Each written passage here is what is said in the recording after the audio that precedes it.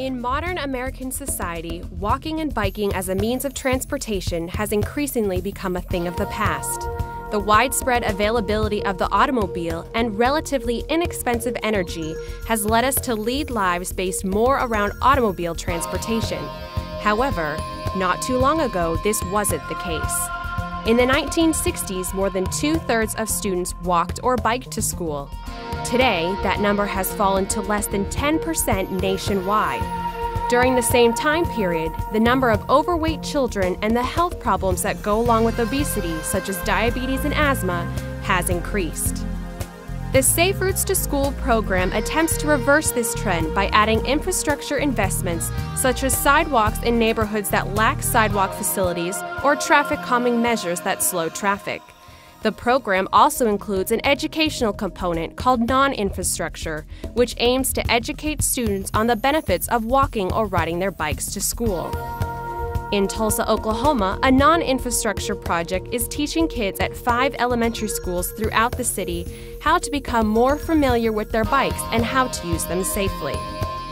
The schools that we have in the Tulsa region are McClure, Marshall, Mark Twain, and Owen Elementary, and then we have a school in Union called Rosa Parks. Most of them are neighborhood schools, and a lot of the students are walking or biking to school, with the exception of Rosa Parks, where the walking and biking is really difficult due to the layout of the school itself.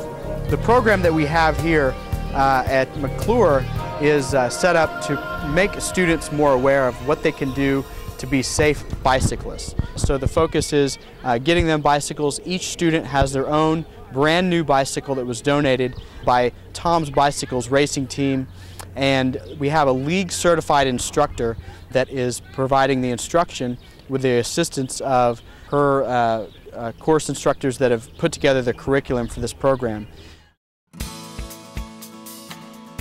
In an effort to engage the right students, the project team looked for schools that had a neighborhood school feel and had some children walking or biking to school already. The objective was to work on this and increase the mode share of students walking and biking. A survey was sent home to parents several weeks prior to the bike clubs to understand why some parents don't allow their students to walk or bike to school. The grant for Tulsa includes up to $200,000 in grant funding for infrastructure projects and up to $20,000 for non-infrastructure grant projects. The projects are selected on a competitive basis and are given 12 months to complete their projects.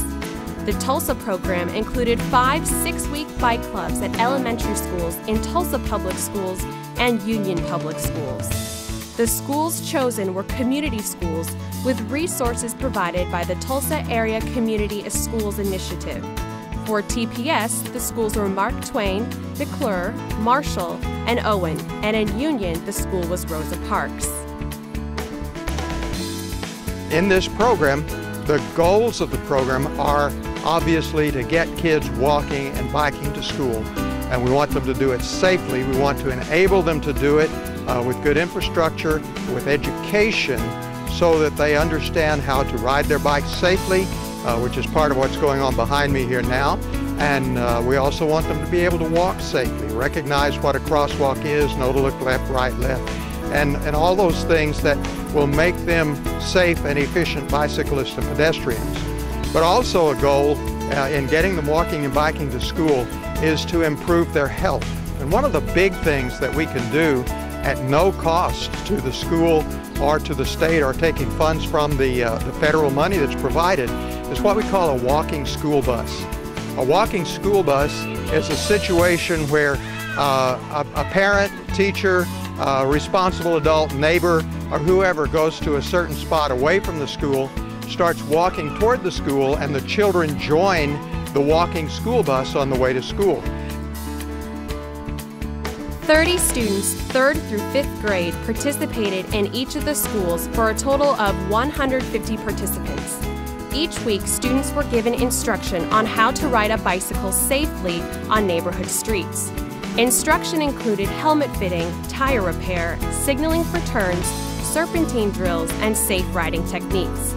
After the extensive 6-week after-school program, each student was given a bicycle, helmet, and a lock so they could effectively begin riding to school and experiencing the benefits of active transportation.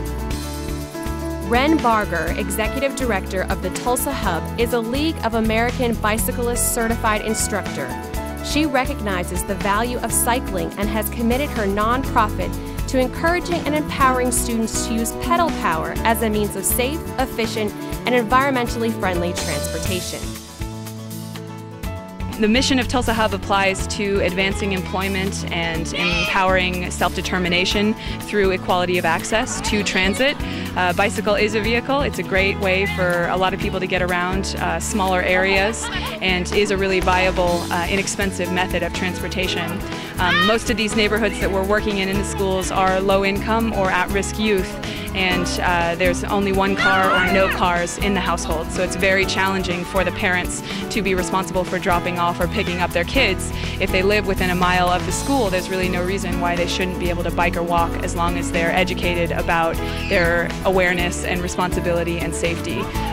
And we really hope to see those results too with the Tulsa Hub in general, more people on bikes, more people looking at bikes as a viable and integral form of transportation that can be used with public transit, that can be used with personal automobiles. It's healthy to have an active lifestyle. It's a lot of fun. You meet a lot of people. You start engaging more with your neighbors and convivial culture. And we're looking at really raising a generation of cyclists that are aware of the importance of keeping active throughout your life. The program not only impacted the students' propensity to have a healthy lifestyle, but positively affected their behavior at school. McClure Elementary School Principal Susan Baston shared a story of a student with some behavioral issues who learned to ride a bike during the clubs. About 3 weeks ago, which was about 2 weeks after they started the program, I had a 4th grade girl who was known to be tough, kind of a bully, admit that she had never ridden a bike before. And she confessed that she didn't know how to swim, and she was thinking about swim lessons this summer. She said, I just learned how to ride a bike. And to see her, she rode all the way today. This is her first big trip today. And she's so excited to see the smile on her face. She's not been in my office in trouble since this program began. Clearly, the Safe Routes to School Bike Club program has provided opportunities for students to learn about safe bicycle practices and planted the seed for active transportation options for these students. As adults, the hope is that they will continue to view bicycle transportation not only as a recreational activity, but also as a legitimate means of transportation to stay healthy and reduce impact on the environment. This curriculum, developed and taught by Ren Barger, is designed to be duplicated around the state of Oklahoma and beyond for purposes of implementing strong, effective, non-infrastructure programs. The Tulsa Hub, a nonprofit organization in Tulsa, seeks to partner with communities and school districts who wish to make their non-infrastructure programs successful.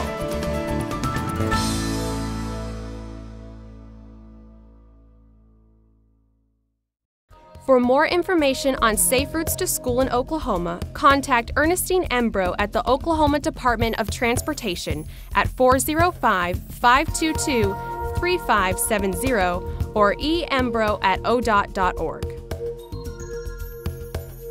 For more information about the Tulsa Bike Club events, contact Ren Barger at the Tulsa Hub at 918-813-0028 or tulsahub@live.com, or James Wagner at INCOG at 918-579-9447 or jwagner@incog.org.